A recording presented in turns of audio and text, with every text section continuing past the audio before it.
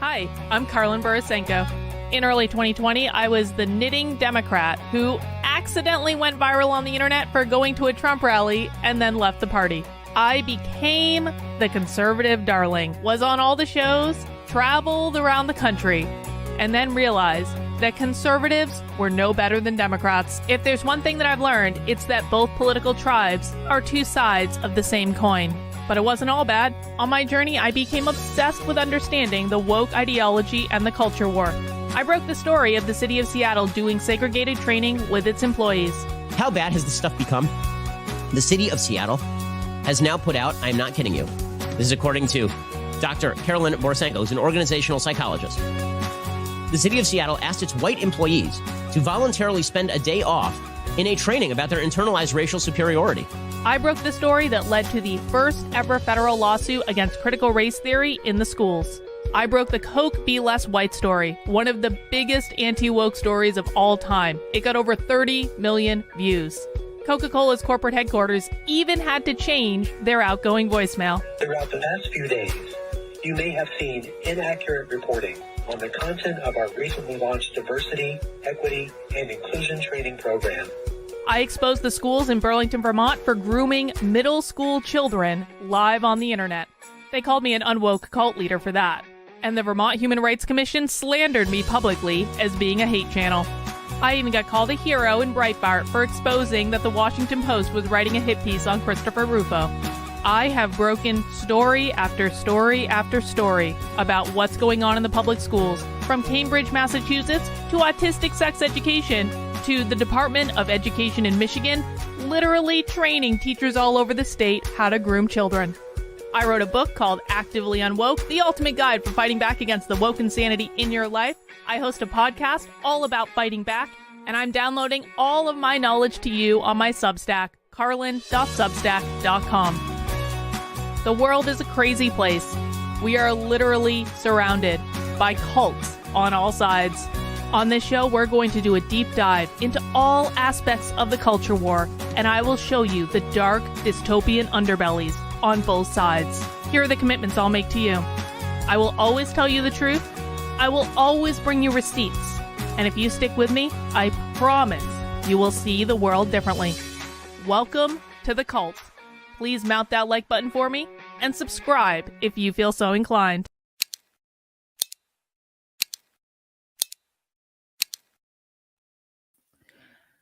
Hey everyone, welcome to the cult. I'm sorry I'm late. No, Nick, I'm not going to be apologizing for being late, because sometimes when people in your life promise that they are going to do something and then break that promise and then try to blame you for the fact that they broke that promise, you have to then deal with a situation that makes you late for things. And so I'm sorry, guys. I am in no fucking mood.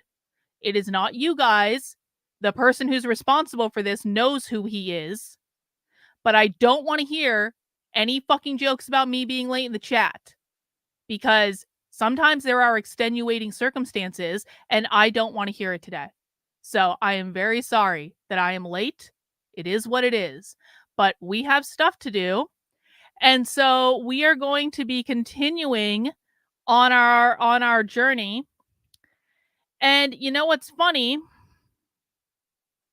Conservatives are confused, per usual, about so many things. Conservatives are confused. Isn't it funny that all of a sudden there's a bunch of good conservatives who are confused about the fact that at Rice University there are flyers saying, "Are you a communist? Then get organized," with a QR code.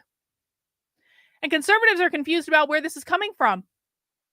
Spotted at Rice University. Are you a communist? Get organized. Huh.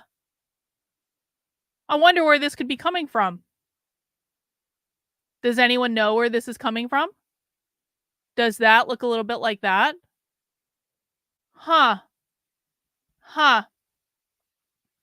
It's almost like the new Revolutionary Communist Party, which is not to be confused with the RevComs, which I know their name is similar. I know that, but these are not the same people.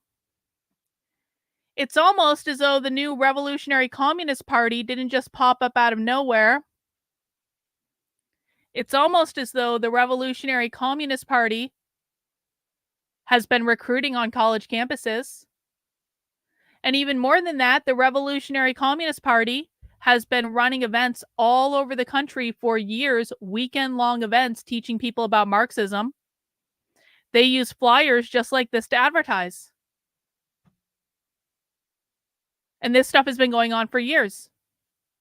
But conservatives seem to think this is all just popped up out of nowhere. They're all feds. Oh my God. The conservatives are using this as an opportunity to own the libs with Jordan Peterson. Jordan Peterson being like, what did Jordan Peterson say? This is the big objection that Jordan Peterson has to the Revolutionary Communist Party of America. Any outrage from the woke legacy media about the communists openly calling for revolution? Or are they A-okay despite tens of millions dead? Ha ha ha ha ha. Silly communists. Silly communists. Here's my question. How does Jordan Peterson not understand that these people have been traveling all over the United States, holding their Marxist school for literally years, and now he thinks that they just popped up and just started calling for a revolution? Is anyone who watches my content surprised by this? Is anyone who watches my content confused about where this is coming from or how long it's been out there? Why is Jordan Peterson confused? Why are the conservative influencers confused?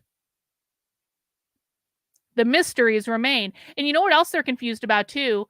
Last night, there was some interesting news in Michigan. Because the Michigan Democratic primary, both the Michigan primaries were last night, and the winners of those primaries were not really shocking to anyone. It was Joe Biden and Donald Trump. But there was something really interesting. Let me just get my sound set up. There was something very interesting about the Democratic primary in Michigan. Because in the Democratic primary in Michigan, over 100,000 people across the state of Michigan voted non-committed, which means they didn't vote for Joe Biden. In fact, they openly voted against Joe Biden. Uncommitted. Thank you. Over 100,000 people. Now, the reason that they're voting uncommitted on Joe Biden is that they're pissed off at Joe Biden's handling of what is going on in the Middle East. But even more than that, conservative influencers are again confused, especially when it comes to Dearborn, Michigan. Dearborn, Michigan. What do people know about Dearborn, Michigan? Dearborn, Michigan, as of having 98% of the ballots reported, in Dearborn, Michigan, almost 6,300 people voted uncommitted versus 4,500 for Joe Biden. So we're looking at like 6% of the total uncommitted votes in Michigan come from Dearborn. Specifically, what's going on there? Well, it is primarily an Arab American district. It is primarily Islamic. Yep, that's all true. That's all true. Hang on, I was going to change my sound setup real quick. That's part of it. What else is going on in Dearborn, Michigan, though? What else is going on in Dearborn, Michigan? Because it's not just because they're Muslims, guys. I know you guys like to hate the Muslims. Okay, I shouldn't say that because not all of you do hate the Muslims. I shouldn't say that. That was rude. But that's not the only reason this is happening, guys. Rashida Tlaib. Rashida Tlaib, who is a socialist, explicitly, Rashida Tlaib told people to not vote for Joe Biden. What else is happening? What else is happening? Michigan has an open primary, which means you do not need to be registered with the Democratic Party in order to vote in the Democratic primary. What else happened?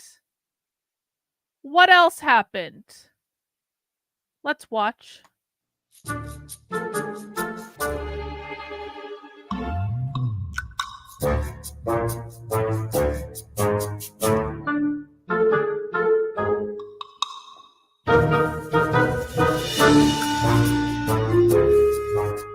The RCA sets out to build a revolutionary communist organization from coast to coast, with branches and cells in every workplace, every union, every campus, and every neighborhood. With a presence already in over 30 U.S. cities,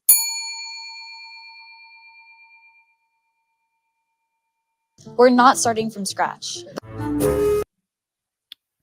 Isn't that funny?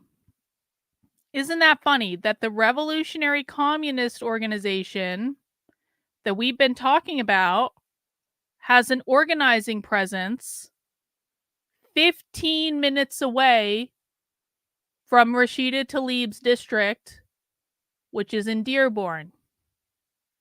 So here's the thing, guys. I am not suggesting that every single person who voted uncommitted in Michigan against Joe Biden is a socialist. I'm not suggesting that at all. And I want to be very clear about that. I will say that every single person who voted against Joe Biden, well, maybe not everyone, but a lot of them are progressives.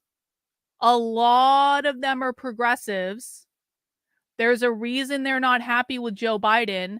A lot of them are going to be more left, but as you know from watching my content, because I'm the only person on the internet that explains this, Democrats are not the same as socialists. Progressives are also not the same as socialists. When we're talking about what's going on with the woke left, progressives and certainly like normal Democrats are mostly useful idiots that are being dragged along. But here's what I think happened. You're talking about over 6,000 votes. Guys, I don't care how pissed off people are at Joe Biden. You don't get this result without a concerted effort to organize. Because people are lazy AF. If they don't want to go out and vote for Joe Biden, they just won't go. And I want you to look at the number of votes cast in this, because of 67,000 people that are registered to vote in this precinct, less than 19,000 of them actually voted. That means that the vast majority of people who were not excited to vote for Joe Biden just didn't go. They just didn't leave their house. They just didn't show up. But 6,200 people in the town, in the Dearborn, Michigan, alone in that one town, specifically went out to vote against Joe Biden. In Rashida Tlaib's district, with Rashida Tlaib being a socialist in Congress, one of the few socialist members in Congress. And you're telling me that wasn't organized? I'm sorry, guys, for all of the pundits on Twitter, and I'm specifically talking about Dearborn. I think there are I think it's a more logical thing to say with other districts that those were just mostly progressives or people who are pissed off with Biden or they don't like their choices, whatever. This is organized socialists. I promise you. I promise you, if we start trolling around the socialist organizations in Detroit and in Dearborn, because they're right next to each other. You guys know this, right? They're literally, Dearborn is like a couple miles away from Detroit. You can basically walk from one to the other. Not that you should. I would never recommend that. That's going to be real dangerous, but you could.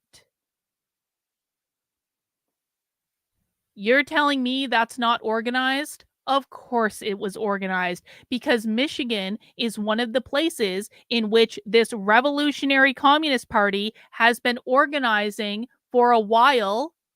And there are other socialist groups in that same vicinity as well. This is how Rashida Tlaib got elected in the first place.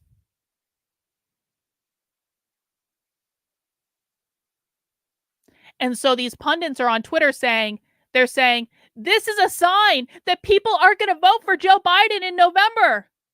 People, all of those people, this is truly how stupid the commentators and the pundits on Twitter are.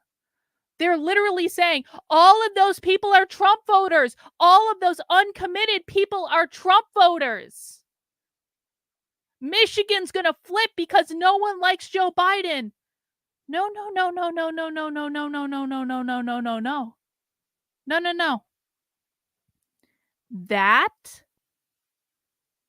That's a statement, guys. That is a political statement. They aren't voting for Donald Trump in November. Most of these people probably won't even vote in November, or they'll hold their nose and vote for Joe Biden. But as I have repeatedly tried to explain, the socialist left does not like Joe Biden. The socialist left has never liked Joe Biden. And I don't care how many times Mark Levin says the Democratic Party is socialist. The run-of-the-mill Democratic Party and the radical revolutionary socialists have nothing in common.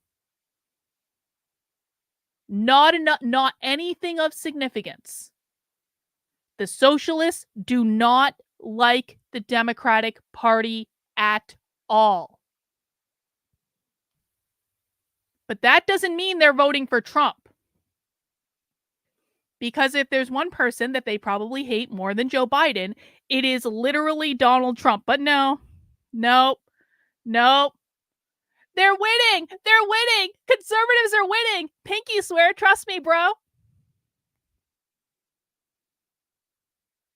That's not Democrats, guys. That's socialists. Or they are useful idiots that the socialists rallied through organizing because that's what they do. Socialists just don't just organize in socialist circles. Socialists are so much more strategic than both Republicans and libertarians put together. You want to know why? Because socialists are always trying to grow their ranks.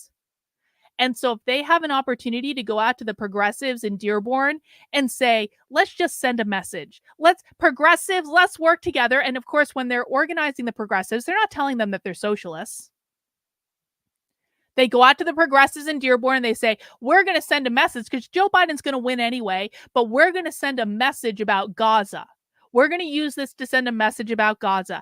They use the progressives as useful idiots to send a political message, but I promise you, all of this was organized.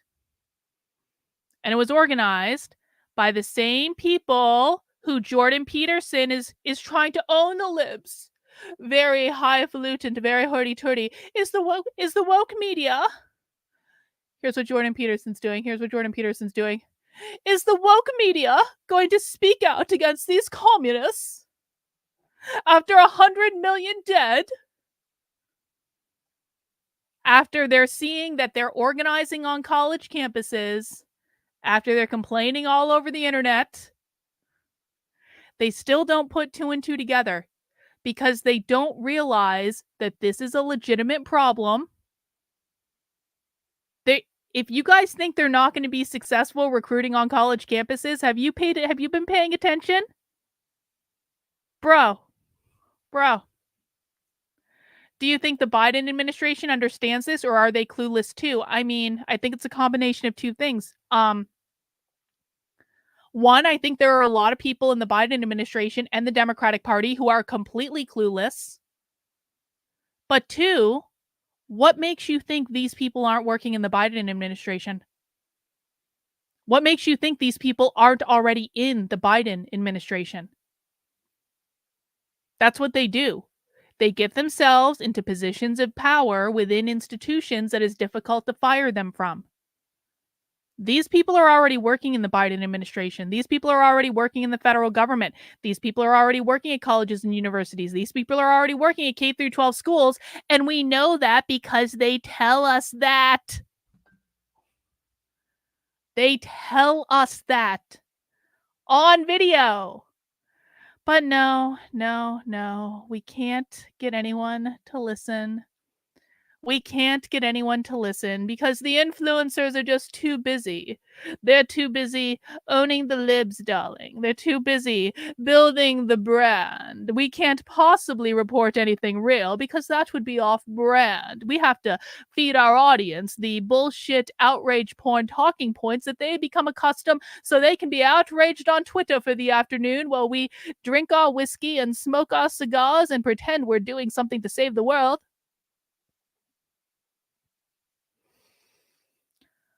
But if they don't want to do it, I will. Fine. So we're going to spend another day today watching some more content from the Revolutionary Communists of America, which is the new political party that has just formed, that has organizing centers all over the country, not just in blue areas, all over the country, where they are trying to form a new political party. And I got a whole bunch of stuff pulled up. We're going to watch them honor that dude who lit himself on fire because, of course, that dude is a socialist. Now, apparently, Andy No had to do a whole 7-part feature on this guy to prove to people that he was a socialist. And I adore Andy No. And I'm not shit-talking Andy No when I say this. Andy No is one of the best journalists out there. Andy No has been covering this stuff for years. He does it in a really nuanced manner. So I'm not shit-talking Andy No when I say this, but we already knew he was a socialist just because of the language that he used. Normal people don't know the language, though, so these things have to be explained. But the radical revolutionary communists have a whole thing about him, so we're going to watch that. We're going to watch the radical revolutionary communists talk about climate change and fighting for communism to fight climate change. We are going to watch them talk about, can a socialist revolution happen in the US? Of course it can. That's why they made this video. We're going to watch them. Listen, look at this, guys. 4 months ago, this YouTube channel that is now the Revolutionary Communists of America published a video saying a communist movement is being born. They weren't hiding what they were doing. It was just that no one was paying attention. And sadly, I can't pay attention to every single socialist on the internet at all times. So I didn't see this 4-minute and 47-second video saying a communist movement is being born until just now. Wouldn't it be nice if someone else was covering this stuff? And then to top it all off, we're going to watch a 50-minute presentation from Marxist School from New York City back in December called What is Communism? We Need Marxist Theory, which is all about a new communist movement is being born. Huzzah! Huzzah! So we are going to spend the next little bit together listening to a whole bunch of communists and socialists and Marxists, and I use all three terms because they use all three terms. They use them interchangeably. We are going to watch a whole bunch of stuff tonight, but most of it's short. And we're going to live in the land of socialism for a while because no one else is doing this. So why not? Why not? I hope you guys have some beer. I wish I had beer right now, but sadly I do not. Maybe I have other substances at my desk. Maybe I don't. I can't confirm or deny. But before we get into that, guys, I do just want to remind everyone to subscribe to my Substack, which is Carlyn, KARLYN.substack.com. This is my main content hub on the internet. I have so much shit I need to put up on Substack. The past couple of days have been really, really eventful. I have a whole metric ton of stuff I need to put up, and I just haven't been because I haven't had time. I've been straight out like all day, every day. So I apologize for that. I was working until 3 a.m. last night, getting a couple things up just to make sure new stuff was up. Of course, we have that article about the Dearborn, Michigan results, explaining what was actually happening there. in Dearborn specifically, so you can reference that. I also put the clip up yesterday. For those who missed the stream we did yesterday, the socialism live stream, did you know that the radical revolutionary socialists are trying to change the definition of anti-Semitism? And how they're changing the definition of anti-Semitism will very literally lead to them calling Bill Ackman the Jewish face of white supremacy. You can't make this stuff up. This was from a live presentation that the radical revolutionary socialists did yesterday live on Haymarket Books YouTube channel. I just want to show you this in case you missed it. I made a little clippy clip that we can watch.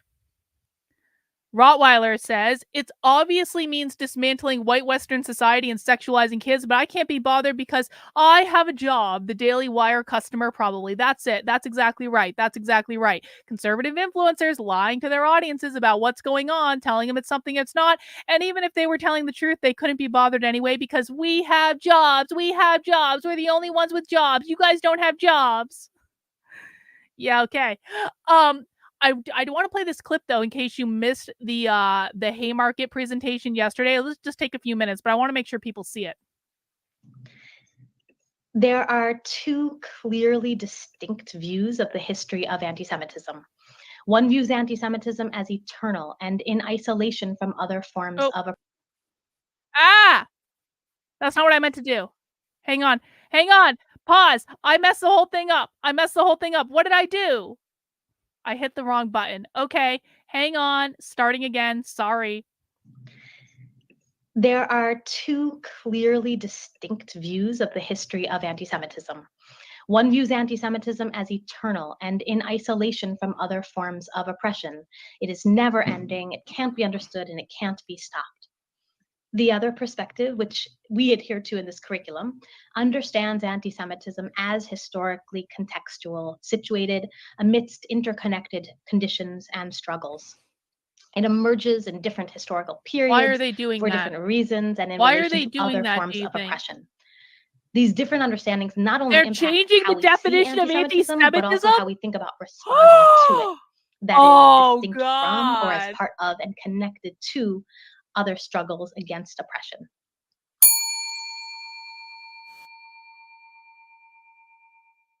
There are two clearly distinct views of the history of anti-Semitism.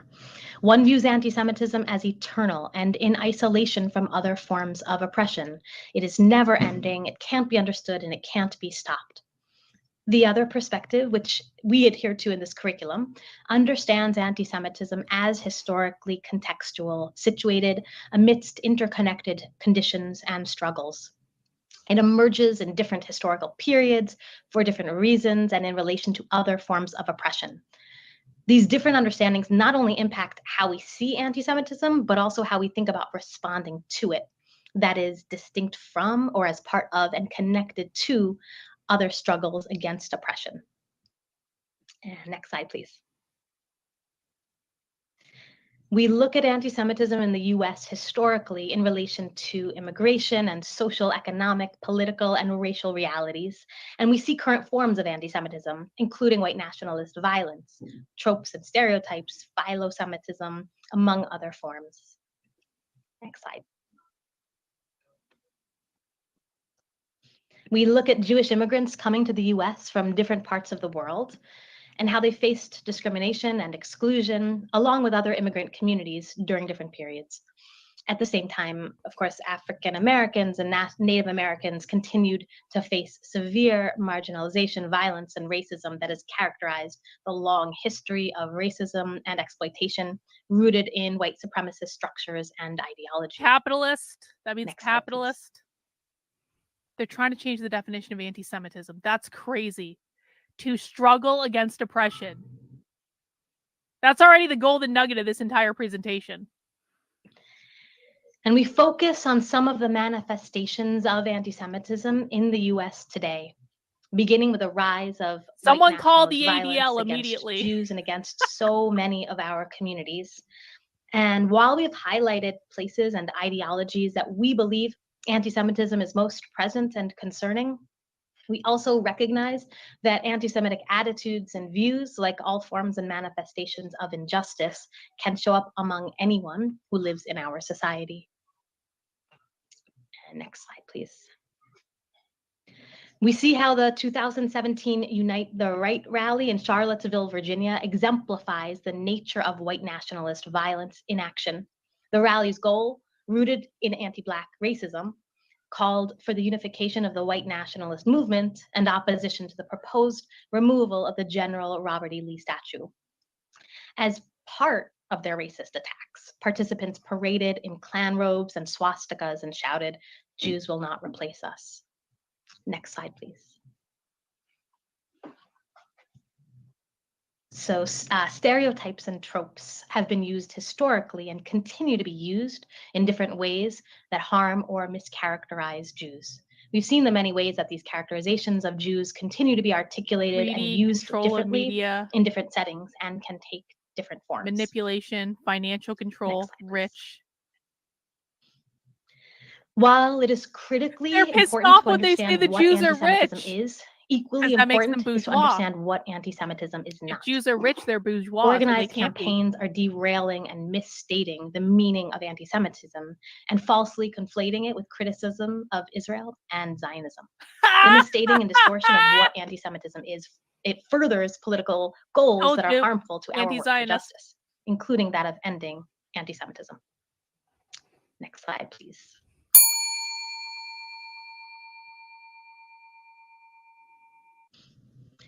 While it is critically important to understand what anti-Semitism is, equally important is to understand what anti-Semitism is not.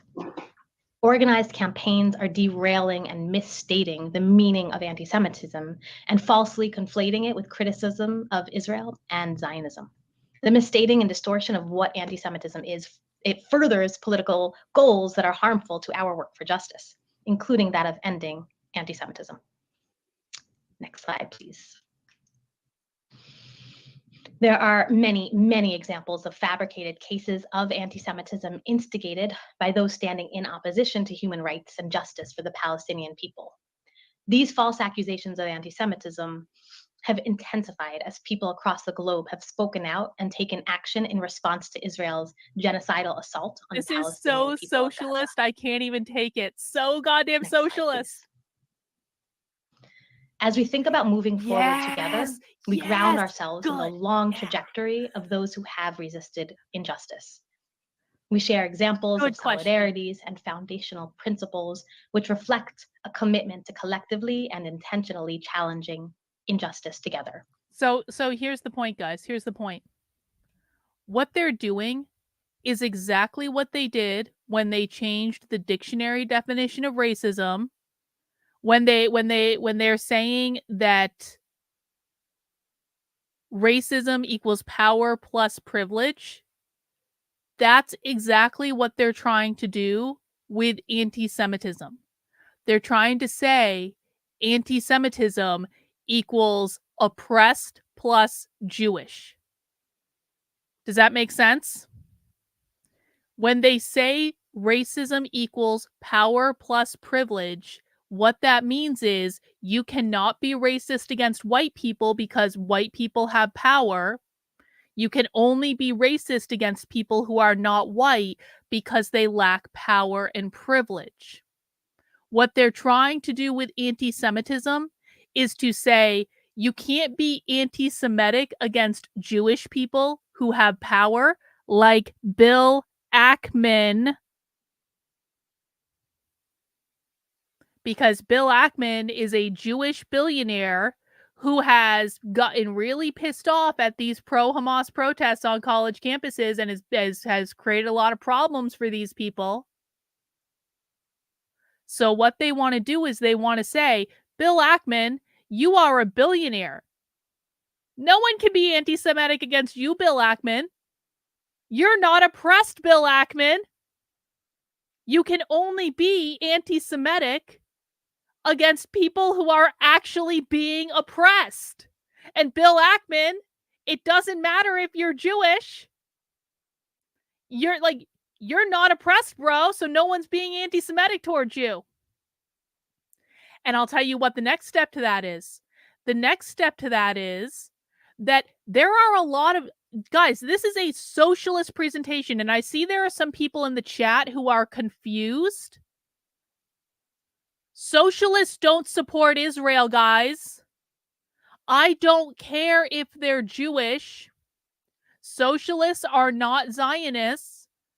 Socialists don't support Israel in any way, shape, or form. Every single pro-Hamas protest that you see in the country right now is being organized by socialists. So it doesn't matter if they're Jewish. There are a lot of people who are Jewish and socialist. The organization, what is it called? Jews for Peace? It's something like, it's some socialist organization called like Jewish for Peace or something like that. Completely socialist, completely woke, completely pro-Hamas, completely pro-Palestine, because they believe Israel is the oppressor. And we'll talk about that in a sec, but I want to go back to Bill Ackman for a second. Bill Ackman's been causing a lot of problems for these people. Bill Ackman has literally paid for trucks to sit outside of schools with people's names on them saying, don't hire these people. What do you think is going to happen when Jewish billionaire Bill Ackman starts targeting Jewish socialists on college campuses? Or he probably already has. Do you know what's going to happen? Bill Ackman, you're the oppressor. You're a billionaire.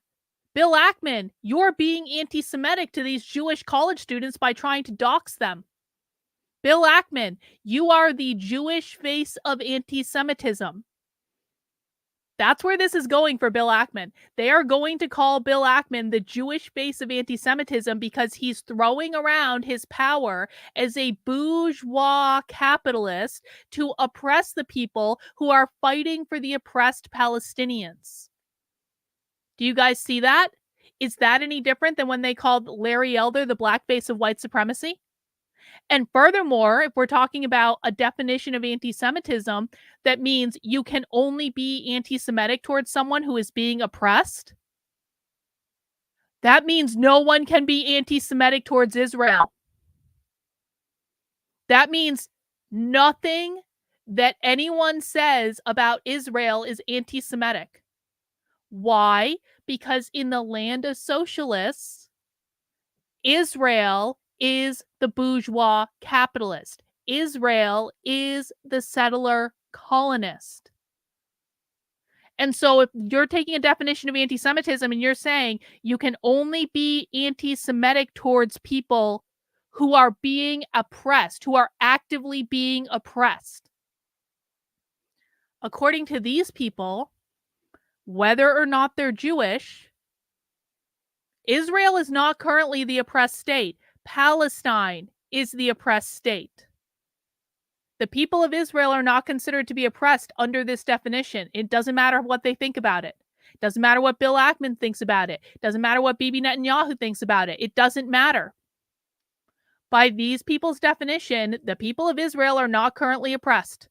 And therefore, no one can be anti-Semitic towards them, and anyone can say whatever they want about Israel, and it can't be construed as anti-Semitic, because if they're speaking out against Israel, it's because they're trying to help the oppressed Palestinians. Does everyone understand that? Does everyone understand what this means? Of course, no one on the conservative right is reporting on this because none of them pay attention to it at all. None of them who read about the conservative the socialist misconstruing of language or the woke misconstruing of language even knows this is happening because they don't effing listen.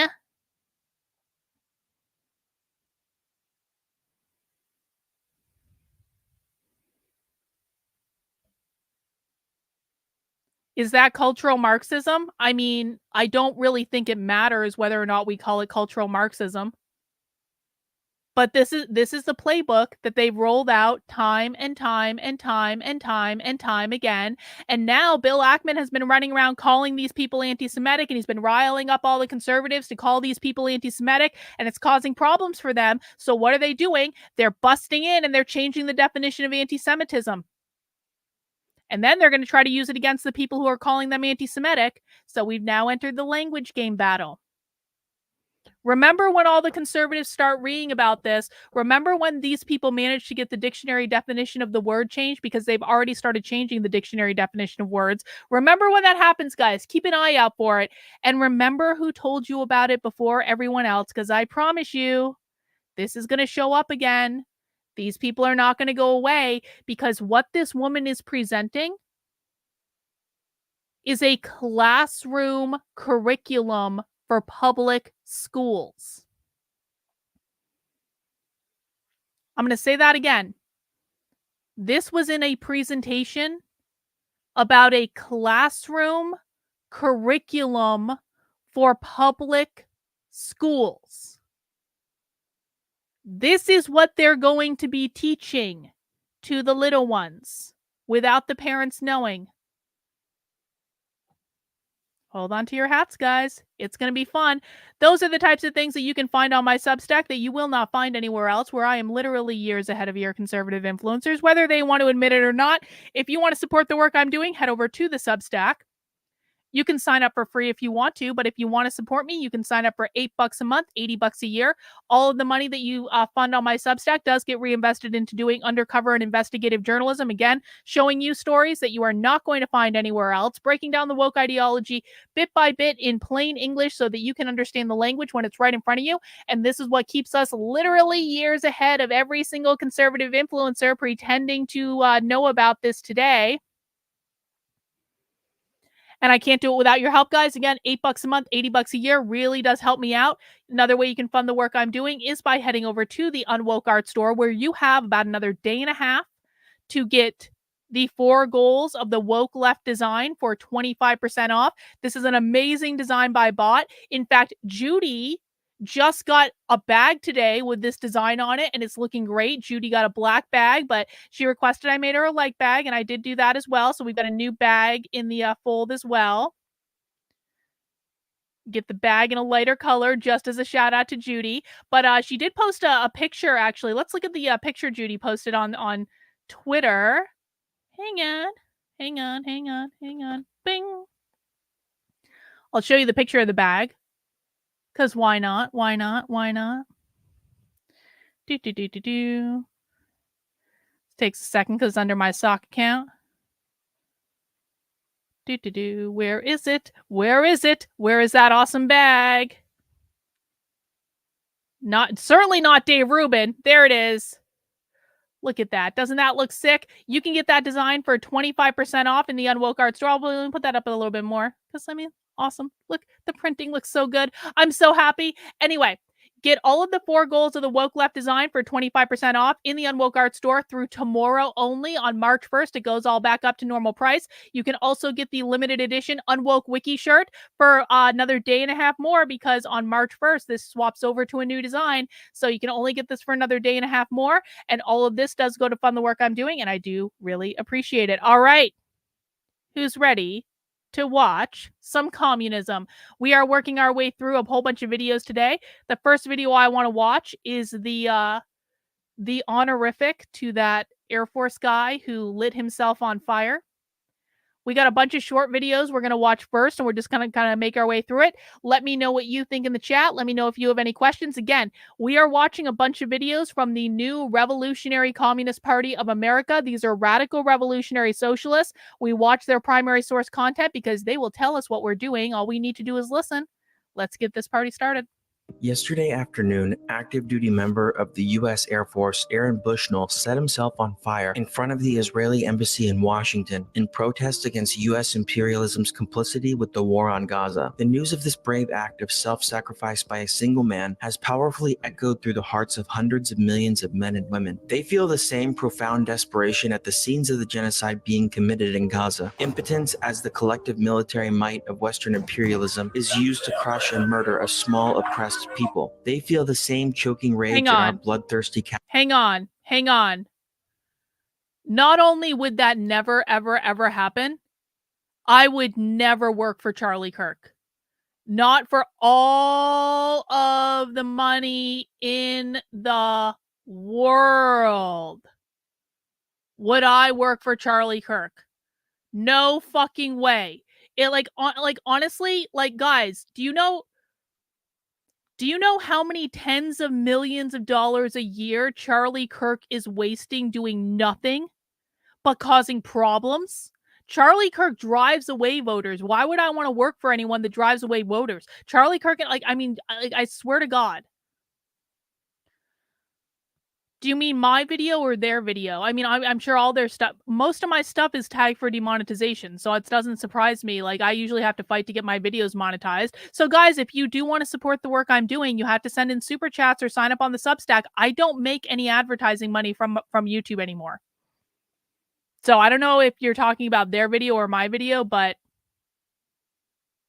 I don't make any money from YouTube advertising anyway. So if you want to support the work I'm doing, super chats or subscriptions, man, that's the only way. Capitalist politicians here in the West who have allowed this slaughter. On Thursday morning, 25-year-old. Well, it had a label. It's still on the internet. It's still okay. The video is on YouTube. We're gonna watch the video on YouTube. I would murder Charlie Kirk and sooner would rather be on the island by myself. In this fictional world, I'm not saying I would ever do that in real life. I don't believe in violence in real life. But if I was stuck on a desert island with Charlie Kirk, I would murder him in his sleep and I would not feel badly about it. I'm not spending the rest of my life on a desert island with that asshole. Sorry, no. Cybersecurity and IT engineer for the U.S. Air Force, contacted various newspapers stating his intention to lay down his life in protest. I'm about to engage in an extreme act of protest, but compared to what people have been experiencing in Palestine at the hands of their colonizers. This is literally on YouTube. I am playing this from YouTube right now, so I don't... Okay. It's going to be one of those days, isn't it? It's not extreme at all.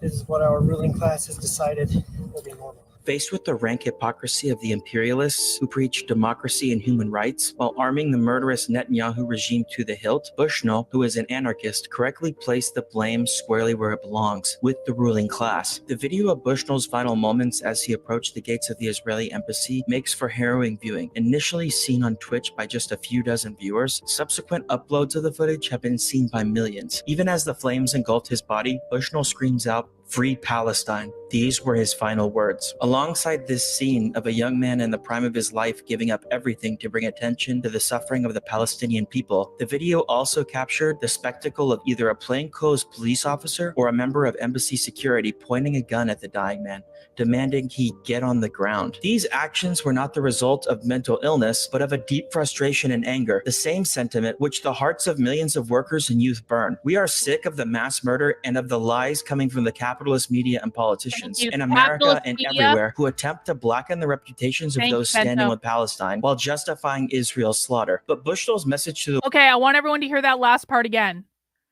They're blasting the capitalist media for demonizing anyone standing up for Palestine.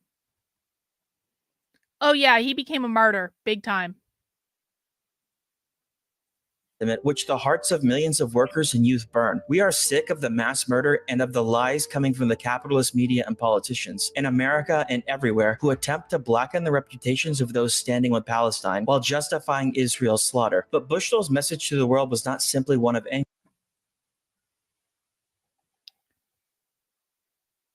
These people are winning. These people are kicking your ass. This isn't melodramatic. These people are winning.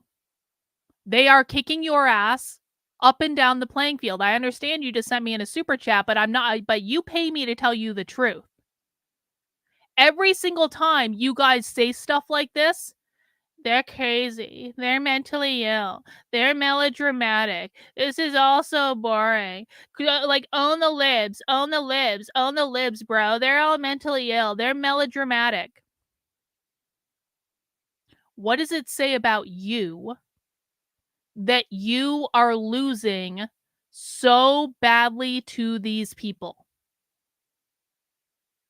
What does that say about you? How do you feel when you look in the mirror and you have to acknowledge that you are losing to these people badly? Let me know in the chat. It also showed the desperate, seething need to do something in the face of all this injustice. Faced with the horrors of imperialism. No. It's going to be one of those days. Apparently, it's just going to be one of those days. No, it is not taking yourself off the board. It is martyring yourself. It is sacrificing your... Do any of you guys play chess? Does anyone here play chess except for me? Sometimes when you're playing chess... Okay, Alexis obviously doesn't play chess. Sometimes when you're playing chess, you need to sacrifice a piece in order to win the game. You need to sacrifice a bishop or a rook or even the fucking queen in order to win the game. This is not taking yourself off the board. This is sacrificing yourself in order to win the game. This is something conservatives do not understand because conservatives are selfish and lazy and would never sacrifice anything that they're doing for anyone else. Never sacrifice their feelings for the greater good. So they don't understand this mentality, also because conservatives are mostly too dumb to play chess. But, you know, whatever. That's a different problem for a different day. They're called pawns for a reason. This is a sacrifice to get the entire team in a better position. Because socialists are collectivists. They're not individualists, they're collectivists. Millions feel the need to act, but as individuals, we seem impotent to halt the bone-crushing might of the imperialist juggernaut. A more powerful example of individual protest than that of Aaron Bushnell, who will forever be remembered, cannot be imagined. What is needed now is an organized expression to collect all of this rage into a powerful, invincible force, a revolution. I mean, I can't even get through a 4-minute video without, like, correcting people in my chat. I sometimes wonder when people come into my chat or my comments and say, we all need to work together. Why are you infighting? Why are you calling people out? Why are you dividing us? We all need to work together. I sometimes wonder whether or not you guys spend any time saying exactly the same thing to your conservative influencers who are causing all the problems in the first place, who are lying to their audiences day in and day out. You want me to work with people who are lying to their audiences? No, declined. I don't want to. Do you guys ever try to convince your conservative influencers to remove their heads from their own asses? Or do you just come complaining comments like mine? I'm honestly curious about this because every single time I get people complaining in my comments, why are you saying things? Why are you doing things? You're the problem. You're infighting. Are you saying the same things to the people who are causing the problems in the first place? Or is that a privilege reserved for me? I don't know.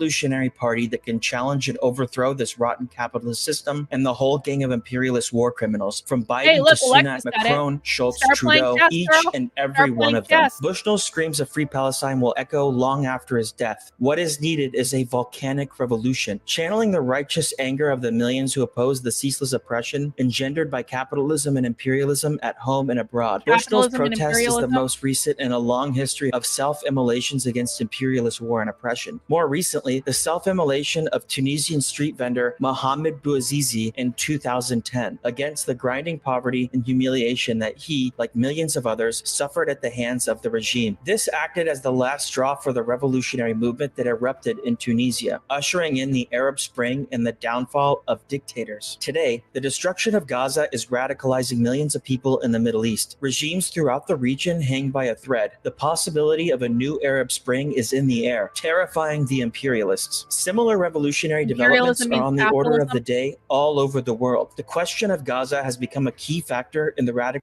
Every time they say imperialism, they mean capitalism. People need to understand that imperialism is taking land owned by indigenous people and privatizing it under the oppressive force of capitalism. Lenin said that imperialism is the highest form of capitalism. Under imperialism, you have colonialism or colonization. Both of those also mean capitalism. They're all references to taking land and privatizing it under capitalism. So I just want to make sure that's clear for everyone. The regime means the capitalist regime. Remember, the target is always capitalism, which they define as private property ownership. Always. With no exception. Radicalization of hundreds of millions. The same mood is building everywhere. What is needed is organization and a clear revolutionary program to expropriate the capitalists and carry through a communist revolution. Only this can turn rage and despair into revolutionary hope and a force that will change society. Free Palestine, intifada until victory, revolution until victory. What do they mean when they say victory? Hang on, let's watch that last part again. What do they mean when they say victory? Hope and a force that will change society. Free Palestine, intifada until victory, revolution until victory. Intifada until victory, revolution until victory. What do they mean when they say victory? What is the victory? The victory is the end of capitalism. The victory is the socialist revolution. The victory is the downfall of capitalism for everyone. We are not free until everyone is free. Queers for Palestine means we are not free until everyone is free, until capitalism is overthrown, until everyone is liberated from capitalism, the end of capitalism, the abolition of capitalism. By capitalism, we mean private property ownership. Your house, your land, rental properties, your parental rights, your individual liberties. No private property is the victory. Victory is the end of capitalism, abolishing capitalism, end of capitalism, the Marxist utopia, getting rid of capitalism, up till the end of global capitalism. The utopia is realized. The Marxist utopia is realized. Until capitalism is abolished, I know what Kaiwan meant. That's what they mean. This is not about the Jews, guys. This is not about a genocide against the Jews. That's not what they mean. Anyone who says that these people give two flips about the Jews are lying. They don't care about them. To them, Israel represents capitalism. Israel represents the bourgeois. They're correct when they say this is not anti-Semitism. They're correct, but not for the reason that most people think. Because when they're calling for their victory, the victory is not against the Jews. The victory is not against Israel. The victory is against what the Jews in Israel symbolize. Or I should say the Zionist Jews, because most of there are Jews in their ranks that are not Zionists. So I should qualify and be specific in my language. The Zionist Jews,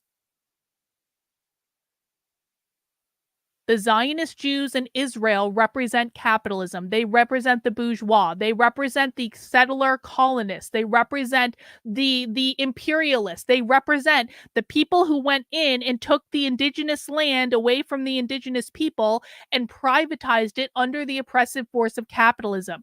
Decolonization means removing the oppressive force of capitalism. So they're correct when they say this is not anti-Semitic, because it could be any other group. And it will be other groups. That's why they say Queers for Palestine.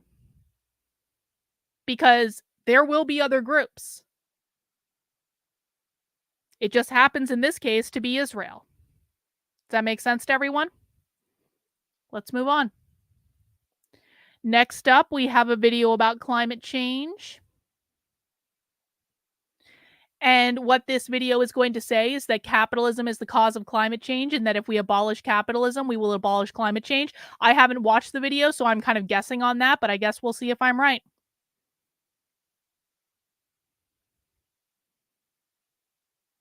With the fact that the Earth is getting warmer, it should come as no surprise that 2023 was the hottest year on record. However, climate change is not a linear process. The extent of the warming in 2023 is quite shocking, even to climate science experts. This is no slowly creeping phenomenon. The heat and ensuing disaster is accelerating. Since June, almost every single day of 2023 blew away all previous daily heat records. The average temperature for 2023 was 1.48 degrees Celsius above pre-civilization levels, while the 2020 average was only 0.8 degrees above that. 2024 is shaping up to be even hotter, blowing past. No, they are not admitting that capitalism is the natural state of man. They believe capitalism is a social construct that was created by man, but none of this matters, guys. None of this matters. All the time you guys spend going back and trying to figure out things that happened, probably like thousands of years ago at this point. That is energy that you could be putting into understanding what is going on right now and trying to fix what's going on right now. Like, if you get into a battle where you're litigating, when did capitalism actually start? That is a question that no one is ever going to agree upon, and no answer even matters anyway, because it doesn't matter. And this is what the fucking academics have done to people. This is how academics, I want to write. So I was arguing with some asshole on Twitter the other day. And this guy was like, I am an Tayton was there. And I was like, this guy was like, I am an expert in socialism, and I have written a 200-page paper on the Democratic Socialists. And the Democratic Socialists aren't really socialists. They're hardcore communists. And I was like, bro, what are you talking about? You've written a 200-page paper? And that's supposed to impress me how? And then I asked him, I was like, okay, bro, you're an expert in socialism. Then why do socialists want to destroy the nuclear family? And what does that have to do with private property ownership? And he said, socialists want to destroy the nuclear family because that has to do with destroying capitalism. And I said, okay, we're on the right track. Why? You're an expert in socialism, bro. You wrote a 200-page paper about socialism. Why do they want to destroy the nuclear family, and what does that have to do with private property? And then he said, if you're going to be rude, I am not going to talk to you, but I'm happy to forward you my 200-page paper about the social democrats. And I was like, go fuck yourself, bro. I'm not reading a 200-page paper. I don't really care. But this is my point. This is like what the academics have done to people, where you get into like these deranged fucking thought exercise circle jerks that have no relevance to what's actually going on in the real world at all. And you can't answer any real world questions because you're like having an academic exercise in your head. I don't fucking care when capitalism started. I don't care where it started. I don't care how it started. All I care about is that right now in my life, socialists are trying to take away my ability to own a home, to own a business, to own land, to have parental rights, should I ever decide to have kids, which I won't, but to have individual liberties. That's all that matters. And we can relitigate what year did capitalism start and how did it start, et cetera, et cetera, et cetera. We can relitigate that, but it doesn't matter.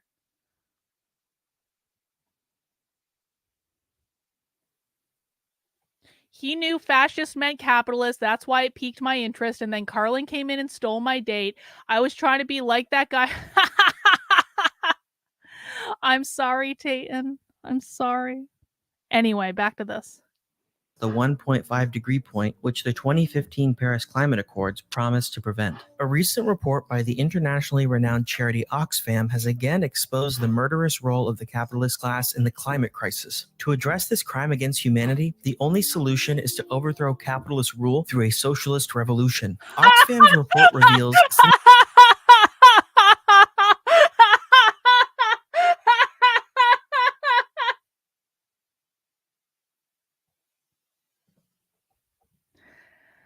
So, according to socialists, capitalism caused all problems to include climate change, and the only way to solve climate change is to overthrow capitalism and implement a socialist revolution. We're going to go back and watch that again because I need to clip that. Hang on, let me get my little clippy clip. Yeah, was that quiet part loud enough for everyone? Did everyone hear? No. Don't debunk them. This is what they believe, bro. I've been trying to tell you guys this. This is what they believe. You can say they're delusional, they're insane, they're mentally ill, that's not real, that's not real, that's not real. No, I'm not hearing. You can do all this, and it doesn't matter. This is what they believe. They are winning. They are the ones in the power position. This is like, stop trying to debunk them. It means nothing.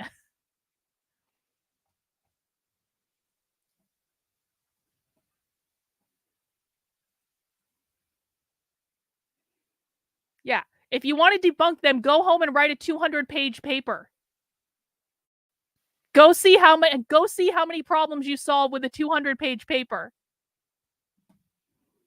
1.5 degree point, which the 2015 Paris Climate Accords promised to prevent. A recent report by the internationally renowned charity Oxfam has again exposed the murderous role of the capitalist class in the climate crisis. To address this crime against humanity, the only solution is to overthrow capitalist rule through a socialist revolution. Oxfam's report reveals since the 1990s, the super rich 1% burned through twice as much of the carbon budget as the poorest half of humanity combined. Part of these emissions come from their extravagant personal consumption. Mitchell, you don't have to be sorry. I understand why people do this. You don't have to apologize. You don't owe me anything, bro. But it just gets so frustrating is what I'm trying to say, because it's like, this is literally all I hear all day. They're stupid. They're insane. That doesn't make sense. That's not the definition. And it's just like, I'm not saying you're doing that, but it's just like infuriating because it solves exactly no problems. Where is my clip? Why isn't my clip saving? Why isn't my clip saving? Seriously?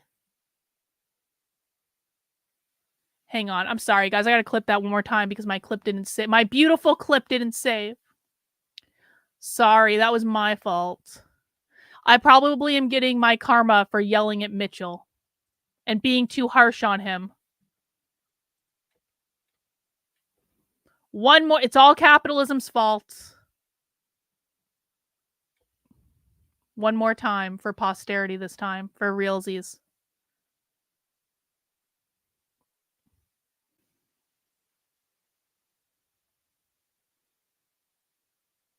Which the 2015 Paris Climate Accords promised to prevent. A recent report by the internationally renowned charity Oxfam has again exposed the murderous role of the capitalist class in the climate crisis. To address this crime against humanity, the only solution is to overthrow capitalist rule through a socialist revolution. Oxfam's report reveals since the 1990s, the super rich 1% burned through twice as much of the carbon budget as the poorest half of humanity combined. Part of these emissions come from their extravagant personal consumption, such as private jets and yachts, but even more from investment in polluting industries. The report correctly puts the blame where it belongs, saying the super... Got it that time. Okay, hang on.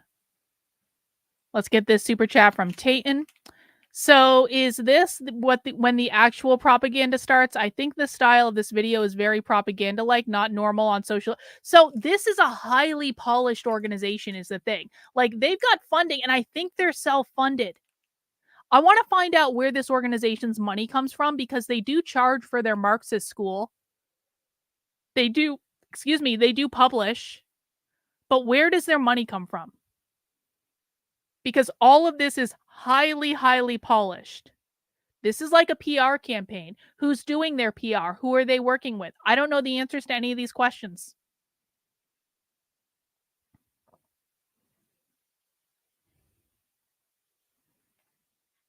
All right, let's just keep going. rich are burning our world. The international bourgeoisie and their mouthpieces try to portray the increasingly destructive climate disasters either as natural or simply human. But in 2019, this 1% accounted for the same amount of emissions as the bottom 66%, some 5 billion working people. Oxfam concludes that emissions are enough to cause 1.3 million deaths due to heat, and this is for a single year. In fact, the international bourgeoisie is investing twice as much in fossil fuels as what the International Energy Agency sees as the maximum in order to avert a climate catastrophe. Unbothered by the blood dripping from every capitalist pore, U.S. oil and gas production is set to break records in 2023. However, we should not just regard the capitalists as irresponsible individuals. This is the ruling class, which dominates the world economy, politics, and culture. The Carbon Majors report shows that 100 big companies are responsible for over 70% of global emissions. Furthermore, the reason that socialists believe that capitalists are responsible for climate change, or capitalism is responsible for climate change, is because of the profit motive. What they basically say is that the profit motive inspires people to cut corners, to destroy the environment, all for the sake of creating more and more and more profit. And that's why capitalism is responsible for climate change.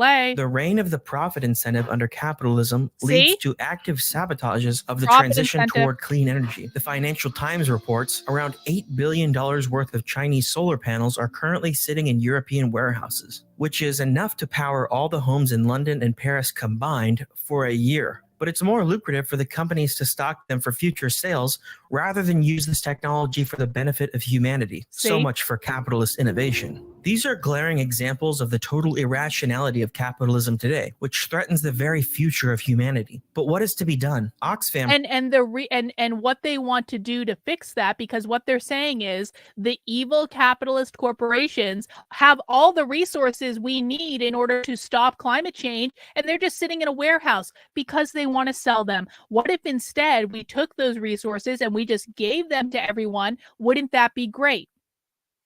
What that means is the abolition of private property, because those companies own those solar panels. And what the socialists are saying is the evil capitalism is preventing those companies from just giving those solar panels to humanity. They very literally want to take private property and redistribute it. That's what we're talking about.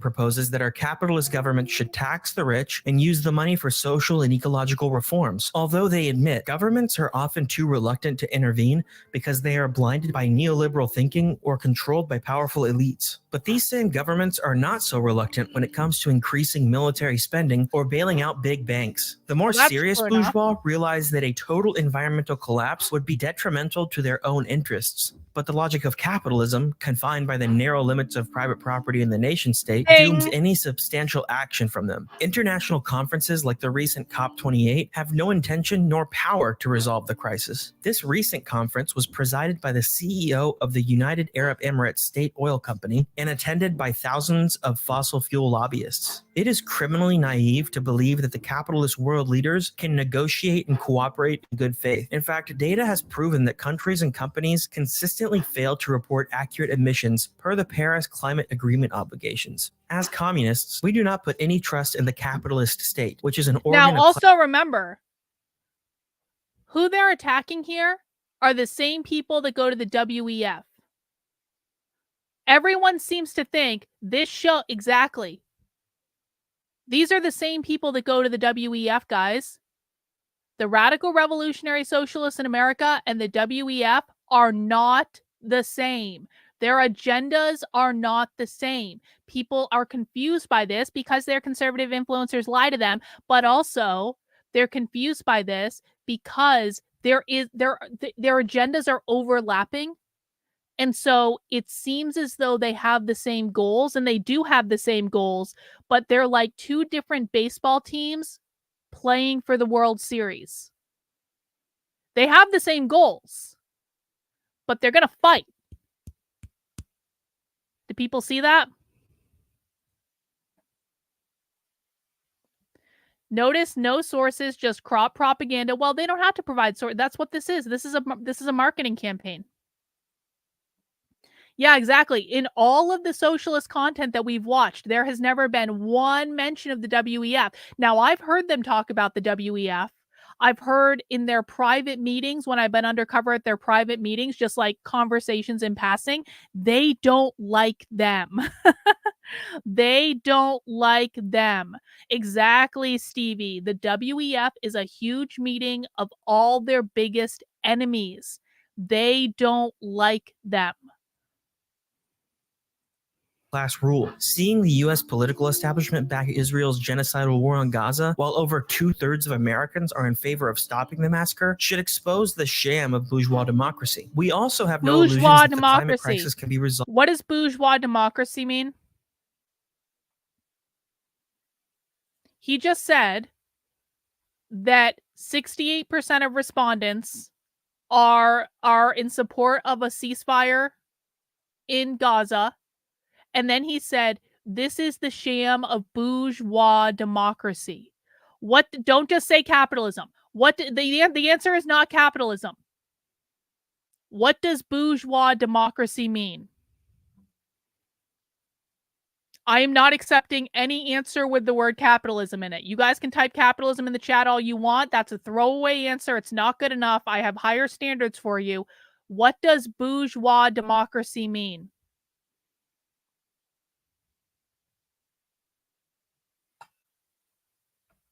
The U.S. form of government. Bourgeois democracy means the U.S. form of government. It means the republic. What else does it mean? What else does it mean? It means the current system of government. What else does it mean?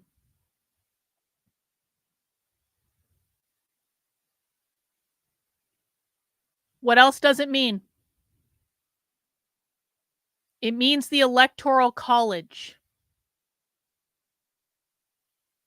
The Electoral College is a component of the bourgeois democracy. It means the United States Senate. The United States Senate is a form of bourgeois democracy. It means the Supreme Court. The Supreme Court is a component of the bourgeois democracy. Why are the Electoral College, the United States Senate, and the Supreme Court all examples of bourgeois democracy? The Electoral College is not equitable? Well, yeah, but what else?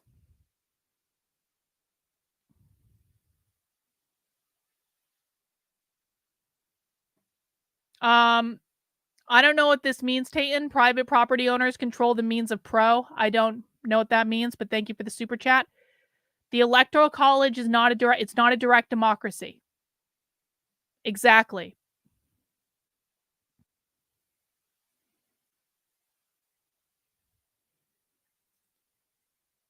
The Supreme Court are examples of unelected people. Exactly. They want a direct democracy without checks and balances to impose a socialist democracy. That's why they're distinguishing between the bourgeois democracy, which they mean our current system. They mean our constitution. That's what they mean when they say bourgeois democracy. And what they want to do is replace it with one vote for one person. The House of Representatives can stay. That's fine. They're cool with that. But the Senate is inherently inequitable. So they're getting rid of the Senate. The Supreme Court are not elected. They're getting rid of the Supreme Court. And that pesky Electoral College presents, this is why the Democrats want to abolish the Electoral College. It presents a lot of problems for them. Without the Electoral College, the socialists win every single election. Yeah, and socialists do believe that all forms of hierarchy are bad. Well done. expose the sham of bourgeois democracy. We also have no illusions that the climate crisis can be resolved within the confines of capitalism, which is the system of those responsible for this crisis. Let's be clear, militant working class movements might force the capitalists to make some concessions, and communists are absolutely in favor of fighting for these reforms. However, changes within the system do not address the fundamental problem. The culprits are left with their economic and political might intact, and their bloody business still provides enough profit incentive. Further, the workers and oppressed can't remain mobilized forever. Unless they are capped with a victorious revolution, mass movements inevitably ebb. It is then that the emboldened ruling class takes back any gains won through the struggle, as we saw in the case of Roe versus Wade. Fortunately, there is a way out: the socialist revolution. The working class today produces immense wealth, more than enough to reverse the climate breakdown and drastically improve the living standard for the majority. We have also seen that we have the technology to start this process. All that is needed is for the revolutionary workers and youth to take the economy into our own hands and run it democratically, in a socialist society prioritizing human needs instead of profit making. Again, all that's required to fix climate change and quite literally change the world is for the workers and the students to take democracy and run it as a socialist democracy. Did everyone hear that?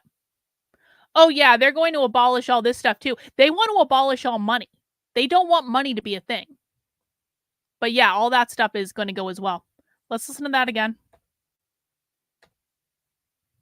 For the majority. We have also seen that we have the technology to start this process. All that is needed is for the revolutionary workers and youth to take the economy into our own hands and run it democratically, and a socialist take the economy into our own hands and run it democratically, which is different than bourgeois democracy, which we heard earlier. What they mean by taking the economy into their own hands is seizing all private property.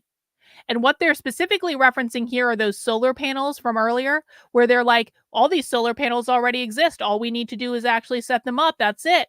That means seizing private property. That is seizing the means of production. But when they're seizing private property, they're not stopping with the big corporations. Your home, your land, your business, your rental properties, your parental rights, your individual liberties. All that's going too. All of those are forms of private property. Society prioritizing human needs instead of profit making. Again, we have the power to do so. In fact, not a wheel turns and not a light bulb shines without the permission of the working class. To fight for the end of the capitalist climate disaster, fight for the communist future of humanity. Well, that was good. That was good. Next.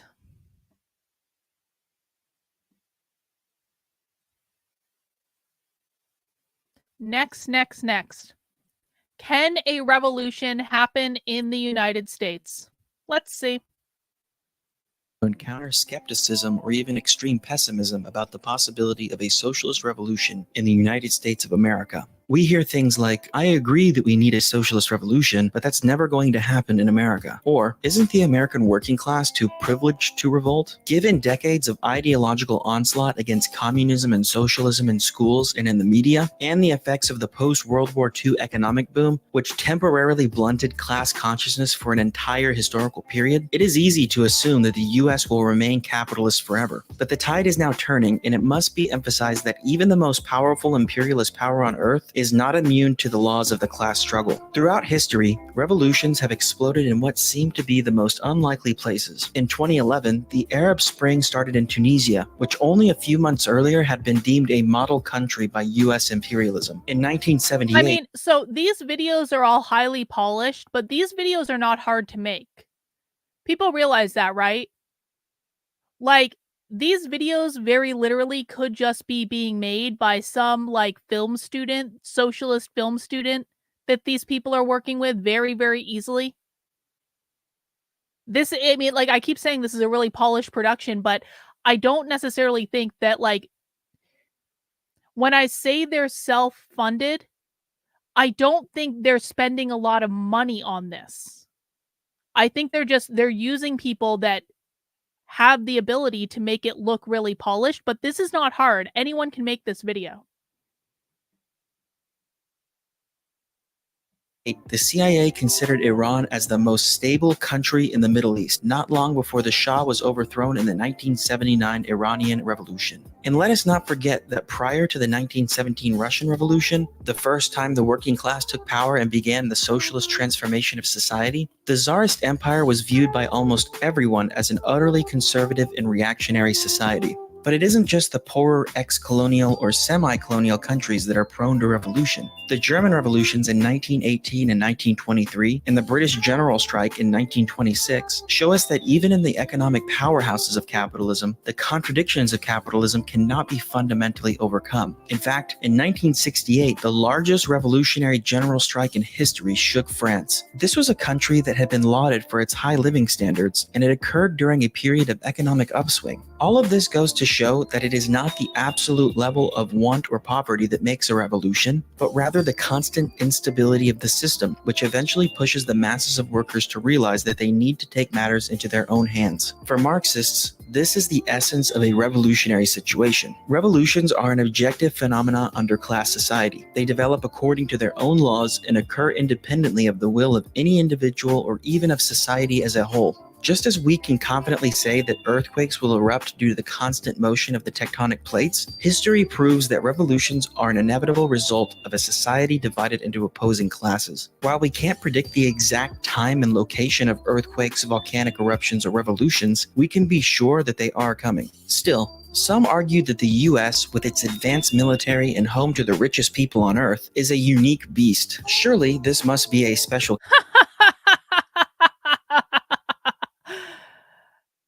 No. No. You will not see a rise of the new right countering this. That will absolutely not happen. I understand why you might ask that question. And like 4 years ago, I would have been so naive as to think the same thing. And I don't mean any offense by that. I mean, I've been where you've been, and that's not happening. It's incredibly naive to think that the right is going to counter this. The right, bro.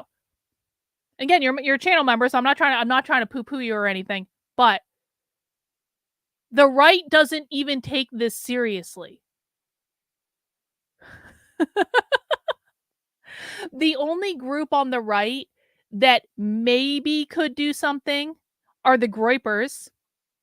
But the Groypers don't care about any of this stuff. The Groypers don't take this seriously. The Groypers don't even understand half of this stuff. I tried to teach the Groypers about it, and the Groypers were like, "We don't care. We care more about owning Turning Point and the freaking and the conservatives." Like, they're far more concerned about like gaining clout by like pissing off Charlie Kirk. And they don't understand this, and they think they do, which means they're never going to learn. They could do this if they wanted to. They have the ability to do it, but they would rather own the cons than actually do anything productive. Yes, and as we all know, conservatives have jobs and therefore can't be bothered to do anything. Oh, the Groypers are absolutely infiltrated by feds. Oh, 100%. 100%. There's nothing new though. Like, who is leading it? Where is it coming from? Because I don't see any possibility of anything like that happening on the conservative right. I just don't. And we talked about this a little bit yesterday when I was talking about CPAC.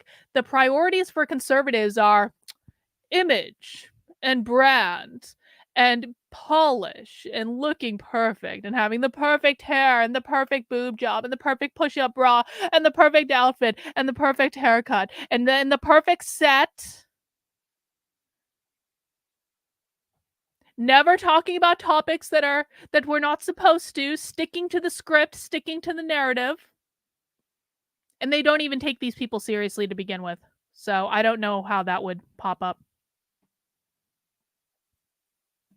case. But this is ultimately just an inverse reflection of American exceptionalism. The idea that the US is somehow unique and fundamentally different from all other countries or civilizations. While it is easy for radical youth to reject the notion that the US is the best, it is ultimately the same kind of logic to argue that the US working class is uniquely inert and reactionary, or that communism is uniquely alien to American shores. In fact, communism and class struggle have a long and heroic history in the US, and the American working class has militant and revolutionary traditions. From the 1776 revolution, to the Revolutionary War to overthrow slavery in the 1860s, to the rise of the industrial working class and the building of the American labor movement, class struggle has deep roots in this country. And if all that were not enough, we should bear in mind that consciousness changes over time and is deeply impacted by events. According to a 2023 poll, 11% of the population, over 28 million adults, believe that communism is the ideal economic system. This means that a large swath of Americans are already communists. The broad trajectory of US society in the recent period gives us a sense of where things are headed. The 2008 economic crisis, the 2011 Occupy movement, BLM, the rise and fall of Bernie Sanders and the DSA, the recent uptick in labor actions and unionization campaigns, the pandemic and the 2020 economic crisis, and above all, the monumental 2020 George Floyd uprising show us that economic and political instability, and above all, the class struggle. We've covered this on multiple occasions, but just in case anyone is new,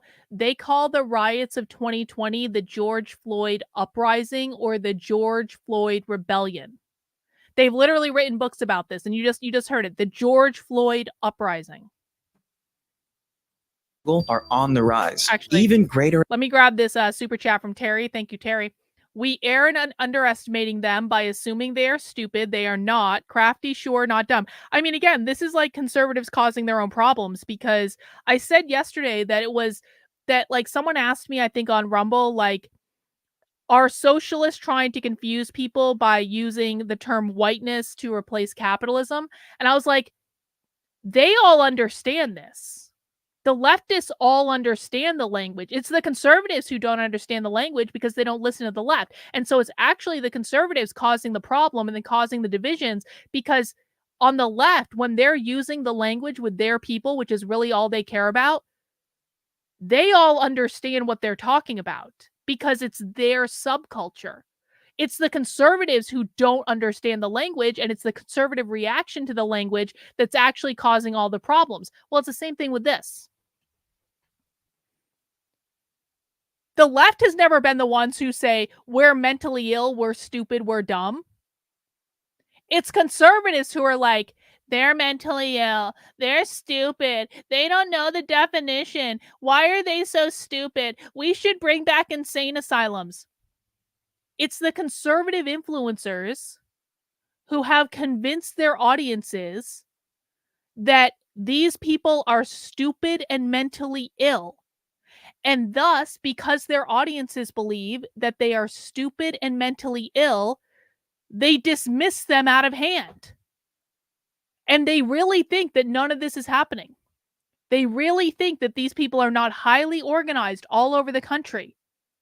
They have no idea that this is happening, because they look at this and they go, they're libtards, they're stupid, they're mentally ill. And it's like, bro, when you think someone is mentally ill,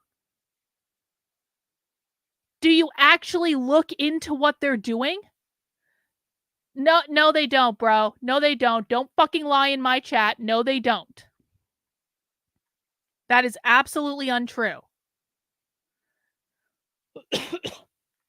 As soon as most conservatives hear the word white, they lose their minds and they stop paying attention. Exactly. Or they say this, good luck with that woo-woo degree you got when you're a barista. Ha, ha, ha, ha, ha, ha, ha, ha, ha. It's like, conservatives think socialism is the TikTok version. That's exactly right. Conservative influencers make themselves tools of the left, and their audiences just fall in line. Literally, libs of TikTok every day. Libs of TikTok tweets this every day. We have a mental health crisis. We have a mental health crisis. It's like, lady, These people aren't stupid. They aren't mentally ill. They're more organized than you are. So again, it's the conservative influencers causing the problem. I had another super chat from Rottweiler. Hang on. The growing authoritarian fantasy, this new tradcon right, will only cause them stamping themselves out. Praising Pinochet or Franco is a dumb strategy. Yeah, it's super dumb. It's like every possible wrong decision they can make, they make. It's truly an impressive streak. Events are in our future. The question is not will revolution happen, but rather when, and will we be prepared? This is what motivates the American communist. See, this right here. This right here, conservative. They're all cluster B. They're all narcissists. They're all mentally ill. They're narcissists. They're psychopaths. They're mentally ill. They're cluster B. No, they're not. No. Wrong. You guys are getting your asses kicked by a bunch of mentally ill people, according to you.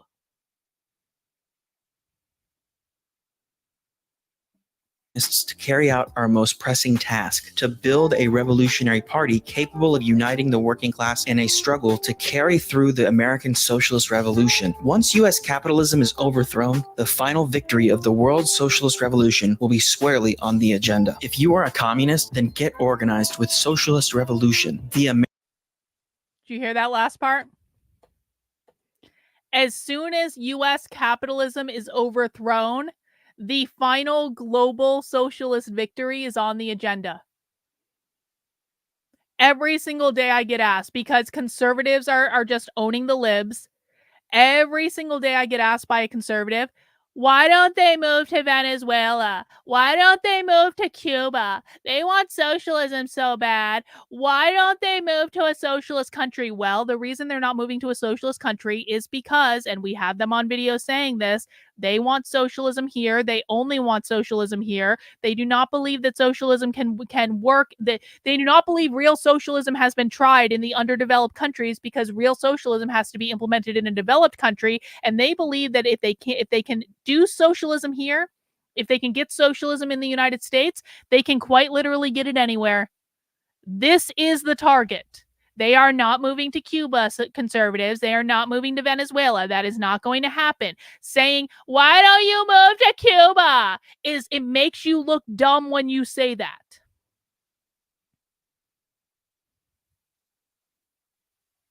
Because they want it here. They want this to be this is the last fucking domino. If this domino goes, they believe the entire world goes. Fuck right off with that idea. No. uniting the working class in a struggle to carry through the American Socialist Revolution. Once U.S. capitalism is overthrown, the final victory of the world socialist revolution will be squarely on the agenda. If you are a communist, then get organized with Socialist Revolution, the American section of the international Marxist tendency. All right. Next video. This is a video they released 4 months ago. A communist movement is being born.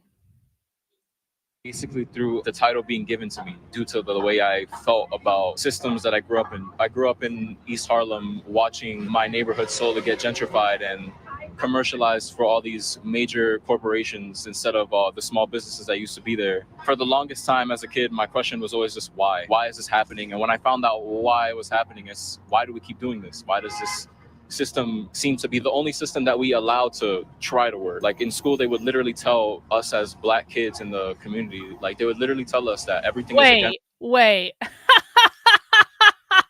Did I tell you this asshole was a conservative, or did I tell you this asshole was a conservative? This is the typical conservative reaction to this information. You're not saying things I like and want to hear, so I'm going to insult you, and then I'm going to take my toys and go home. Wah, wah, wah, wah, wah, wah, wah. I'm sorry, conservatives. I'm not kissing your ass. I do not give a fuck. Facts don't care about your feelings. I'm literally playing you the evidence, you fucking moron. You know, people say all the time to me, they're like, Carlin, if you were just nicer, you would get a lot more people responding to your content. Blah, blah, blah. You want more people to see this? You need to be nicer to people. No, I don't. Nope. No, I don't need to be nicer. No, I don't need to kiss your ass. Do you want to know why? Because you guys are going to suffer far more than I am. And I say that because I don't have kids. Most of you have kids. You are the ones, through your inefficacy and your fecklessness, are delivering your kids a lifetime in the Marxist fucking utopia. Because you refuse to listen. And you refuse to look at the evidence that is being shown to you on the screen right now. And the end result of that is going to be they are going to win because they are kicking your ass up and down the playing field.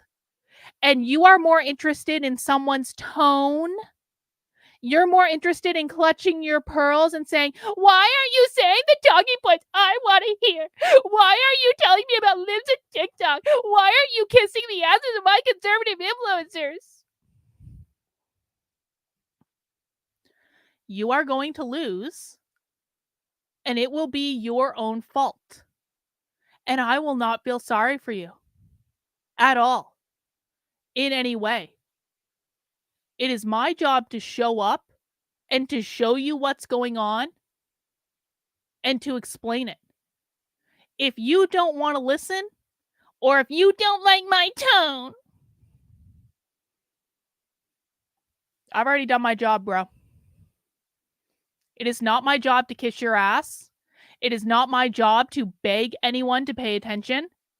And when you suffer and your children suffer, then I will sit there and I'll eat popcorn and I will laugh at you and I'll say I fucking tried to tell you what was going on, but you didn't want to listen because your fifis got hurt, and so you sold your kids the Marxist utopia because you couldn't be bothered to listen. The train to Retardia is now boarding. That conservative asshole is on it.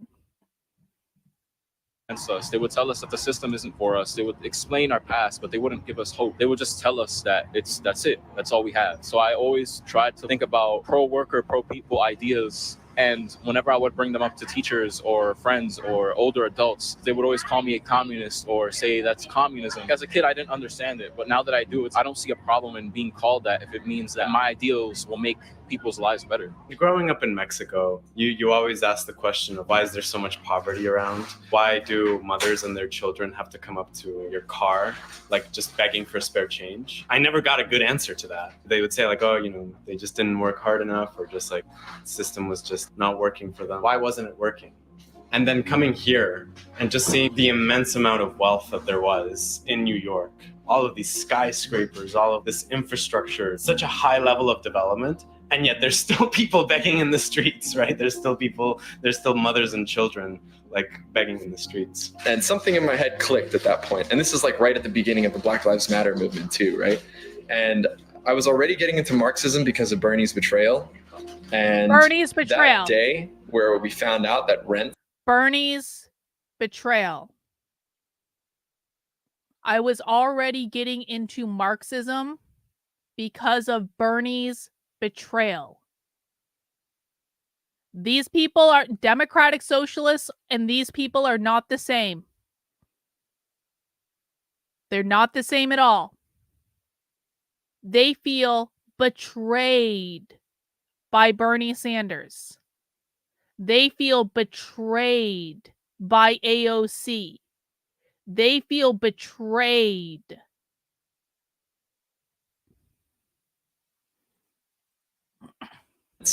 Were due, but you're not allowed to work. I started reading State and Revolution, and the fact that Lenin was able to accurately describe the state today was just like this almost prophetic like skill.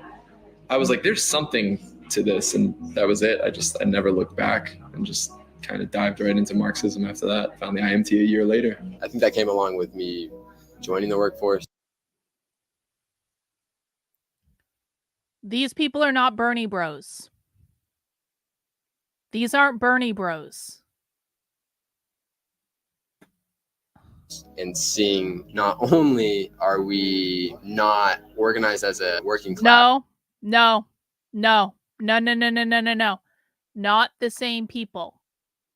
There may have been populist people who were supporting Bernie, but they are not the same as these people, Brooklyn. There is no way in this lifetime these people ever would have voted for Trump. That didn't happen. There may have been like what you're talking about are like independents, like true independents who liked Bernie's like populist message. But that's not these people.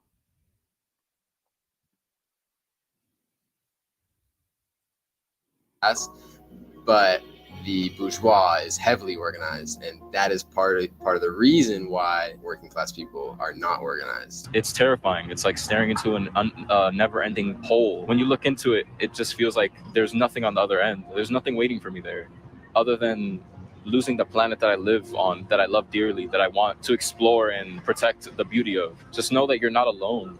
It may be a giant, scary world, but if we all band together and decide that we're done with this, we can change it. And I truly do believe that. It's not about what's best for you, the worker. They don't care about your input. They don't care about your well-being. They only care about lining their pockets. There's a huge mass of unemployed people in this country, even in the area, that are looking for work, that are looking for jobs. But why can't these people be put to work? Because it's too expensive to pay for that many wages, and it cuts into corporate profits. And so this is a huge problem. If you own the means of production, it would be totally different, because instead of working for a wage, you have a stake in the product that you're making. And so the more you work, the more you get, basically. When I joined, it was more of like just kind of like this anxiety to fight back. But as I really became more and more involved, it stopped being like, oh yeah, I'm a communist, I'm fighting for the right thing, to no, I'm a communist and I'm going to overthrow capitalism. This is what I'm going to do. It's all these people who are sacrificing things. There's got to be something to this communism. Did you hear what that kid said? Did you hear what that kid said? I am a communist and I'm going to overthrow capitalism. Has James Lindsay started saying the word capitalism yet? Let's listen again.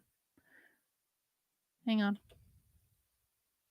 Communist, I'm fighting for more and more involved. It stopped being like, oh yeah, I'm a communist, I'm fighting for the right thing, to no, I'm a communist and I'm going to overthrow capitalism. Listen to what he said again. Listen to what he said again.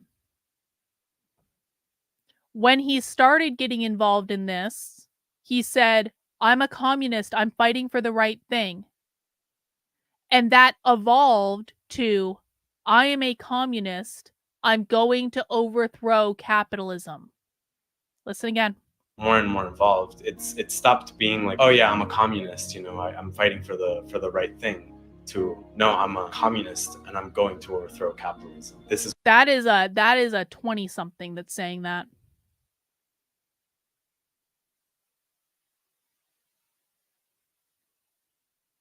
Conservative influencers were reading about the launch of this political party. Jordan Peterson's fighting with communists on Twitter. They're all complaining about this. They're saying this is a sign of the Marxist revolution. Is there, and I'm being deadly serious, is there one conservative influencer who is explaining that these people want to overthrow capitalism and what that means? No. What they hear is, I want to overthrow whiteness and Christianity.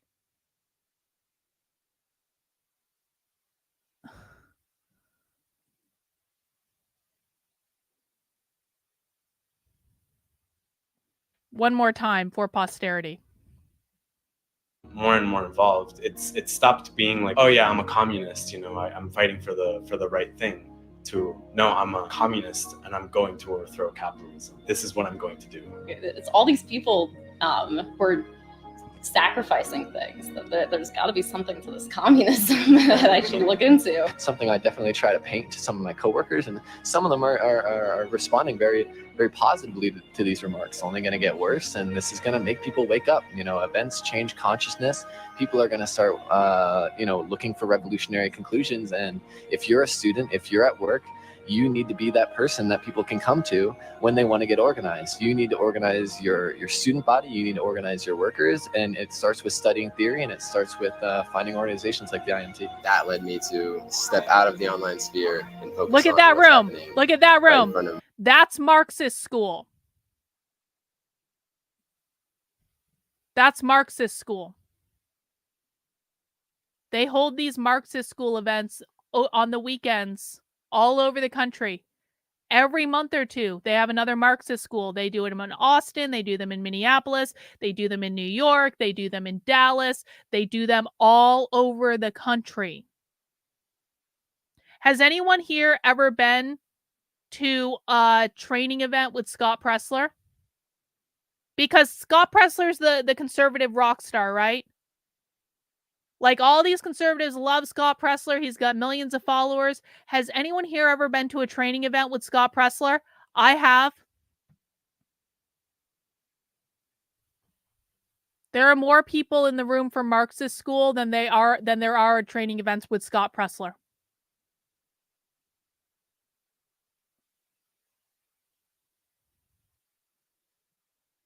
And they do this every couple of months, every month or two, all over the country.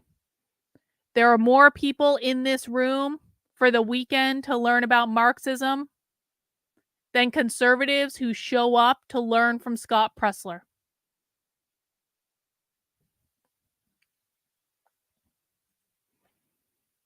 Well, Scott does these things when he's asked to.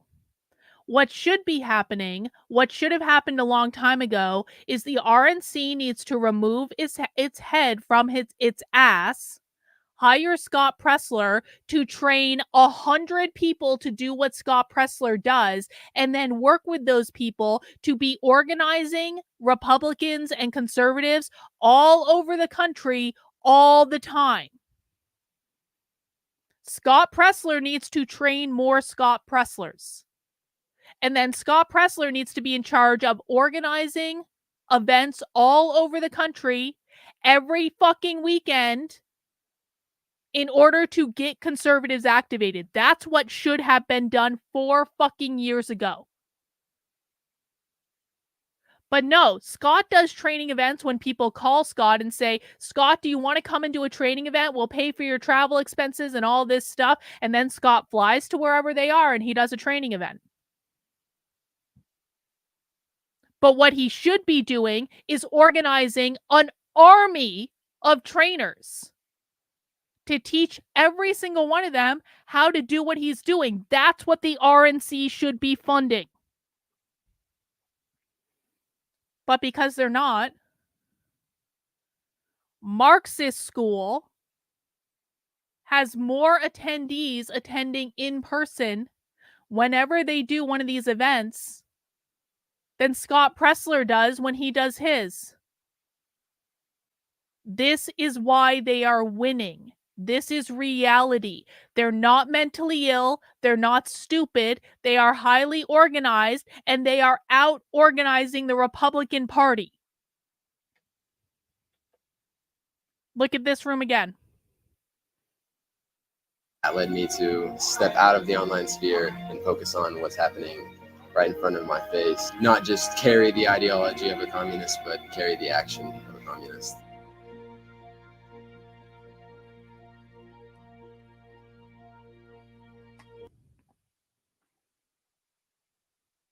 So we were going to watch this video.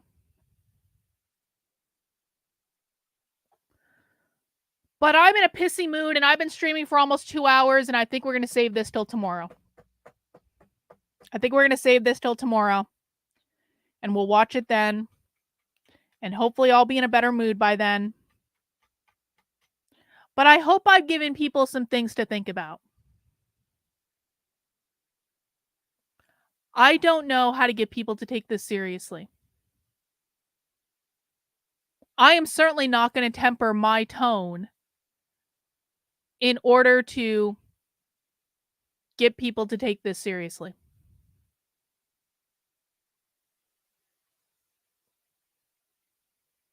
Because they're telling us what they're doing.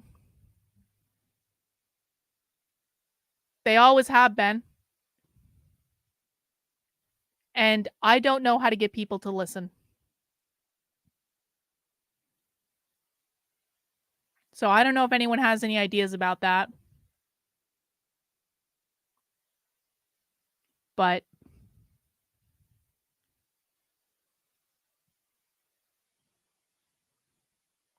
I wish I didn't care so much about this.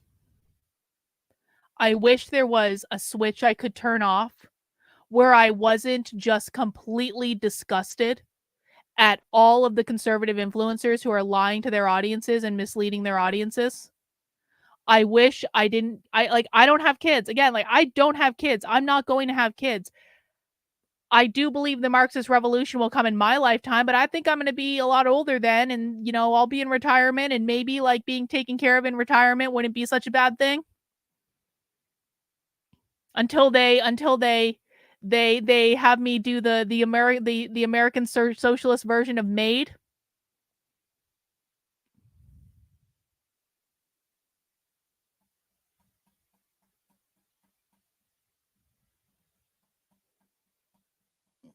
I wish I didn't care so much about this.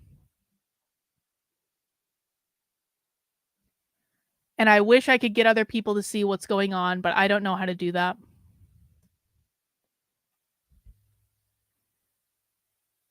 And I might be willing to temper my tone if I thought it would do any good. But the truth be told, I think conservatives who come in here and whine about my tone are just making excuses because they don't want to deal with what's right in front of them because they are lazy and they are feckless and they are cowards.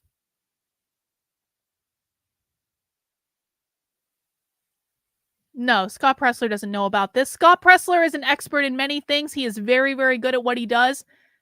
He doesn't know about this.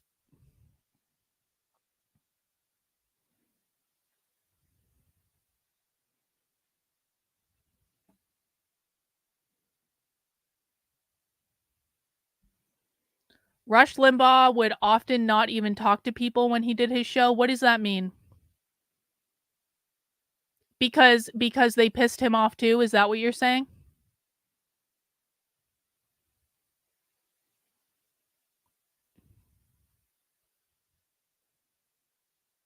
Can you give me more information about that, Garrett? I never watched Rush Limbaugh, so I don't know. Or listened to him.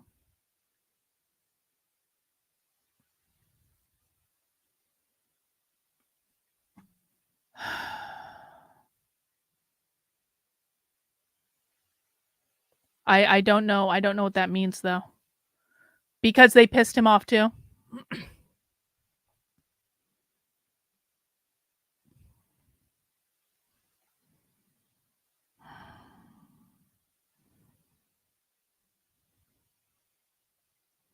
Yeah.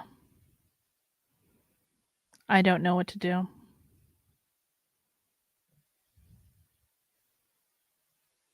Maybe I should just start reading the news again. I would have many more viewers on my channel if I just started reading the news. Just read a news article. Say, conservatives, you're winning. You're winning. See, conservatives, you're winning. You're winning. Good job. Good job, conservatives. Good job. That's what I should be doing.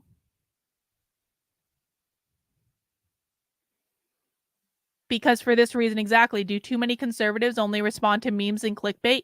Yep. Yep. That's exactly right. Maria, thank you for the super sticker. I do appreciate it. I mean, I'm not quitting. I'm not threatening to quit. I can't.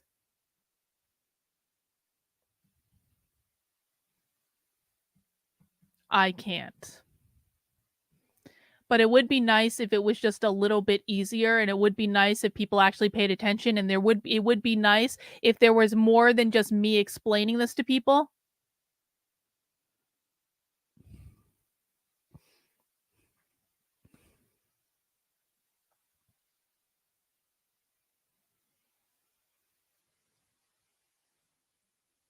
One parent said that recruiting has been going on since the 70s and it never took off, so there's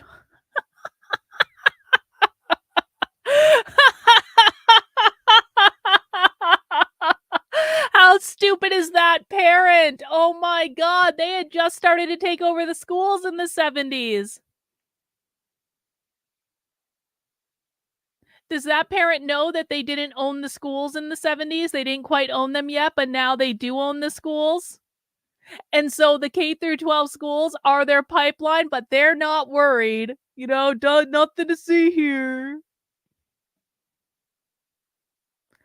No, I will absolutely not be doing content with other libertarians. That will not in any way, shape, or form be happening. That was 2 years of my life that I can't get back. That was 2 years of my life that I wasted on people who are not serious about what they're doing. There are very few libertarians, and I can probably list them on one hand, that I think are actually serious about doing anything of value. The rest of them are just grifting for content, bro, to have a podcast. That's it. Absolutely not. Or a Twitter account. Have the most. Did you know that the LPNH has the most popular libertarian Twitter account in the country? They don't hold any events in New Hampshire. They don't do anything in New Hampshire. There's literally nothing going on in New Hampshire, but they got a Twitter account, bro. Trying to work within libertarian, and people warned me about libertarian politics. They did. They said, Carlin, it's going to be a big waste of your time. And I said, no, it's different. The Mises Caucus is going to change things. And I really did think that the Mises Caucus was going to change things. I really did. And then they fucked it up too. Just as bad as everyone else. I don't take any of them seriously. Except Trendelin, you're one of the good ones. Trendelin is a good libertarian. Anyway.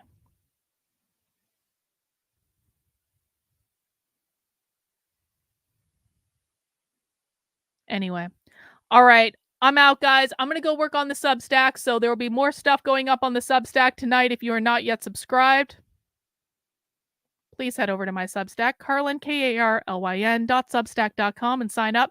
You can sign up for free, or you can support the work I'm doing for $8 a month, $80 a year, because I am completely 100% grassroots funded by you. It is only when people like you sign up to support my site that I am able to invest in things like investigative journalism, undercover journalism. I'm gearing up to going to a gender ideology conference undercover really soon. You can help me do stuff like that in the future by signing up for $8 a month, $80 a year. I really do appreciate it. Yeah, I thought my interview with Rechtenwald was great. I like Rechtenwald a lot, but it was good because we talked about the socialism stuff. But I do like Rechtenwald. All right, guys. That's it.